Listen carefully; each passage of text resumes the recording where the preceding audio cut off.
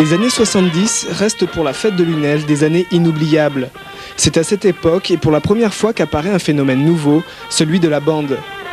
C'est également l'arrivée des premiers t-shirts pour se démarquer, des premières voitures pour défiler et d'une passion toujours plus grandissante autour des taureaux et du pastis. À Lunel, qui n'était encore qu'un gros village, ce phénomène avait un nom, la bande à Loulou.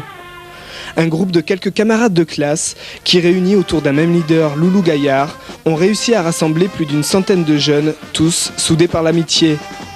Cette aventure, 20 ans après, continue, puisque cette année, ils s'étaient tous donné rendez-vous au Pré pour revivre une journée de fête comme ils savaient si bien la faire.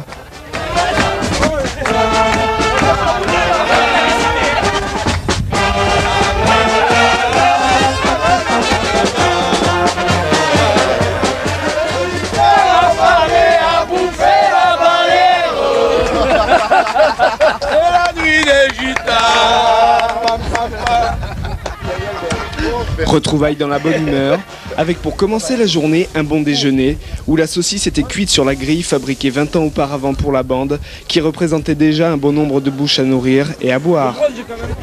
Disons que dans les bistrots on était attendus, étant donné qu'on était un gros nombre de jeunes, quoi, à peu près 100, 120. Et lorsqu'on arrivait dans le bistrot, ça intéressait les patrons de bistrot, parce que derrière nous, il y a plein de jeunes qui suivaient. Et souvent, ils nous mettaient quelques litres au départ pour nous arroser. Et derrière, tous les jeunes suivaient, buvaient. Parce que la bande à Loulou était là, ils venaient dans le bistrot. Dès lors, la bande, par son impact sur les jeunes et par ses animations toujours plus farfelues, est devenue un véritable phénomène commercial que Loulou a appris à gérer en respectant son seul but, s'amuser.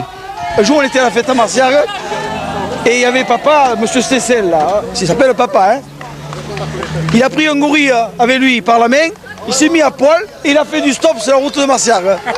Les gens se demandaient ce qu'il arrivait. Je ne savais pas lequel de c'était le gorille. Je connais lequel de c'était le gorille. La camaraderie, l'amitié sont certainement les dénominateurs communs de toute cette époque qui ont permis à la bande de rester soudée, même au-delà des 10 années de fêtes locales à passer ensemble. La bande à Loulou, ça représentait quoi pour vous? C'est un brassage social. C'est un phénomène social en fait. Loulou, je l'ai élevé. Il a travaillé 5 ans et moi, il m'a fait souffrir le martyr pendant les fêtes. C'est vrai. Il ne voulait pas travailler. Les gens qui ont consommé un petit peu d'alcool sont dans un état euphorique et ce qui les permet vraiment de se défouler. Et tout ce qu'ils ont gardé pendant des mois et des mois, à ce moment-là, sort.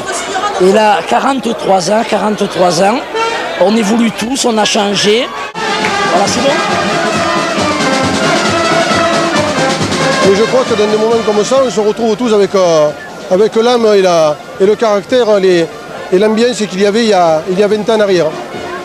Si la bande a réussi à traverser ces années en laissant tant de souvenirs derrière elle, c'est certainement parce qu'elle savait assumer ses débordements, sa dérision, et qu'il existait surtout entre ces jeunes un véritable esprit de groupe que Loulou avait su installer.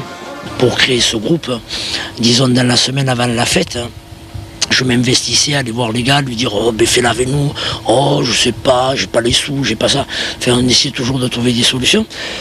Et ce qui était vraiment marrant, c'est qu'une fois qu'ils y avaient goûté le samedi et le dimanche, bon, il fallait chauffer un petit peu. Après, la fête aurait duré 15 jours, 20 jours, on ne se serait jamais plus quitté, quoi. Je veux dire, il y avait une osmose après entre nous qui était extraordinaire.